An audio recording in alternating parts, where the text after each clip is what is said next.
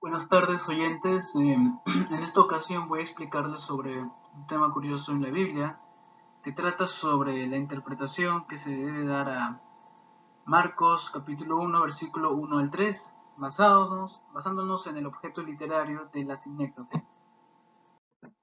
Bueno, la agenda de esta presentación comienza con los objetivos, que son las razones que me llevaron a realizar este pequeño estudio, prosiguiendo con el significado de lo que es el objeto literario de la sinécdoque.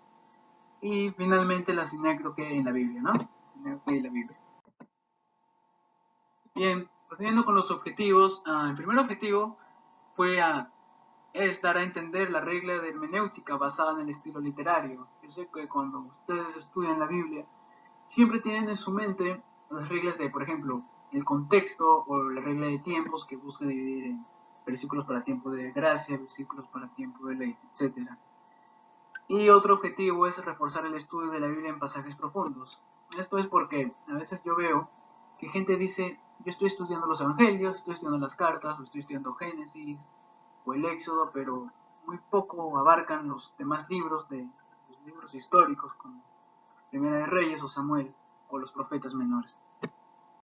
Y bueno, prosiguiendo con lo que es el objeto literario de la sinécdoque.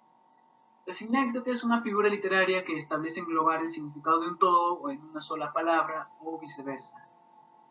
Ejemplos de el englobe del todo en una sola palabra lo tenemos cuando una persona dice, por ejemplo, he cumplido mis 25 primaveras. Obviamente la persona no se refiere a que ha cumplido solamente 25 estaciones de primavera del año, sino se refiere más a que ha cumplido 25 años, ¿no? Todas las 4 estaciones. Otro ejemplo es cuando normalmente se dice, trabajo todos los días para ganarme el pan. Obviamente ahí no decimos que tú solo trabajas para comprar tu pan, sino que trabajas para ganarte dinero que sirva para comprar alimentos, comprar seguros de vida, pagar el auto, etc. Y bueno, los ejemplos que di son más relacionados a nombres comunes. Una sinécdoque de nombre propio, que englobe nombres propios por medio de personas, podría darse con el ejemplo de la Segunda Guerra Mundial entre lo que hubo entre Joseph Stalin y Adolfo Hitler, ¿no? La gente siempre decía, se van a pelear Hitler contra Stalin, pero obviamente la gente no se refería a que solamente iban a pelear estas dos personitas, sino que todo cuando alguien enfrentaba a Joseph Stalin, de por sí también estaba incluyendo a todo su ejército de comandantes, sargentos, mariscales y soldados, ¿no? O sea, si le declarabas la guerra a Stalin, le declarabas la guerra a todo su equipo. Y por el lado de Hitler, cuando le declarabas la guerra a Hitler, también de por sí le estabas declarando la guerra a Hirohito de Japón y a Mussolini de Italia.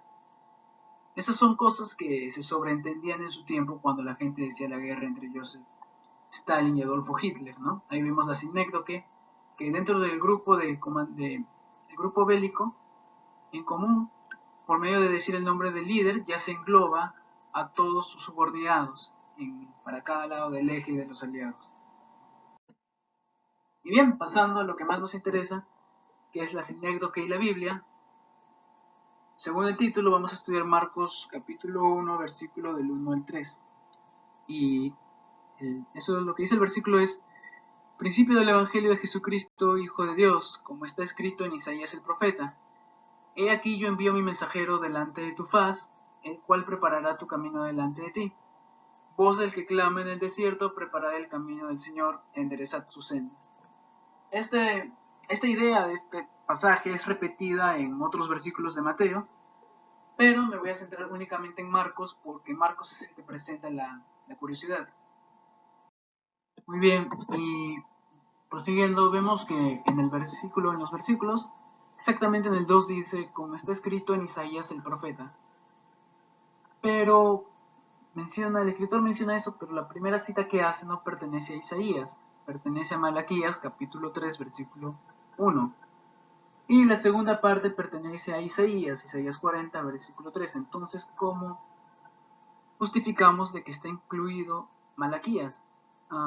Yo he leído algunas interpretaciones que dicen, no, es que Isaías es el profeta mayor y como es el mayor solo se debe mencionar a él y Malaquías, como es considerado comúnmente el profeta menor, no lo menciona. Esta justificación la encuentro bastante débil, ¿no? Porque no tiene sustento. Parece ser simplemente que estás diciendo algo para poder escudarte y decir que la Biblia es infalible. Y obviamente un ateo preparado, el que quiera atacarte, no se va a comer esa explicación, sino te va a decir, oye, tu explicación es muy vaga, no tiene sustento documentario, nada de eso. Entonces, ¿cómo le explicamos? Muy bien, según el ejemplo de sinécdoque con nombre propio que mencioné de Stalin y Hitler, podemos aplicarlo aquí también. Dado que el grupo, en este caso, es de profetas, podemos decir que, al ser el grupo de profetas, si se menciona al profeta mayor, que es Isaías, y que el contexto de lo que está diciendo Marcos habla sobre la salvación dada al pueblo judío primeramente, entonces podemos decir que Isaías, al momento de decir Isaías, también podemos englobar a otros profetas, ya sea Malaquías o cualquier otro, ¿no?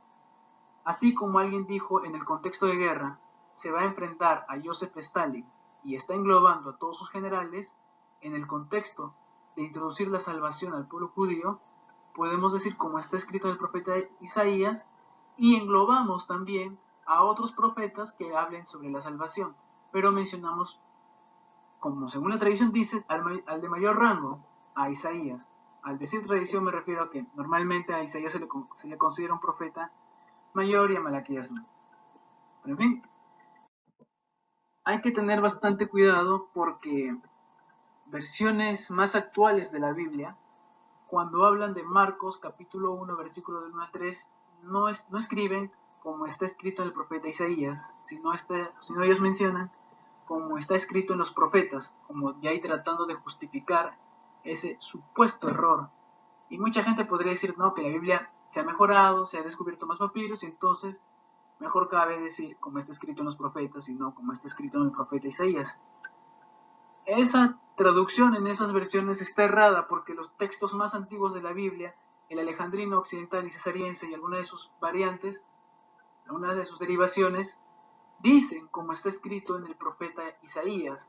Así que si leen por ahí una versión que justo en esta parte de Marcos capítulo 1 versículo 1 al 3 dice como está escrito en el profeta, perdón, como está escrito en los profetas, esa parte de traducción está errada y busca más poder arreglar algo que originalmente no se debe arreglar, sino así está en la Biblia.